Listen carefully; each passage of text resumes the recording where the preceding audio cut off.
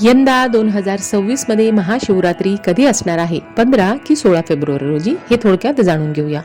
अन्य वृत्तांमध्ये सूर्योदयाची तिथी म्हणजेच की आपण ऐकतो की उदय तिथीनुसार उपवास किंवा व्रत मांडण्याची परंपरा आहे. परंतु जसं की नावातच रात्री म्हणजे की शिवरात्री व्रतात रात्री पूजनाला महत्त्व असून या दिवशी करायचे शिवपूजन प्रदोष काळानंतर रात्रीच केलं जातं. म्हणून शिवरात्रीच्या तिथी कधी सुरू होणार आहे आणि शिवरात्रीचा उपवास कोणत्या दिवशी करायचा हे जाणून घेऊया. तर येत्या रविवारी म्हणजे 15 फेब्रुवारी रोजी शिवरात्री तिथी सुरू होणार आहे संध्याकाळी 5:04 आणि सोमवारी 16 फेब्रुवारी रोजी संध्याकाळी 5:34 ही शिवरात्री तिथी संपणार आहे.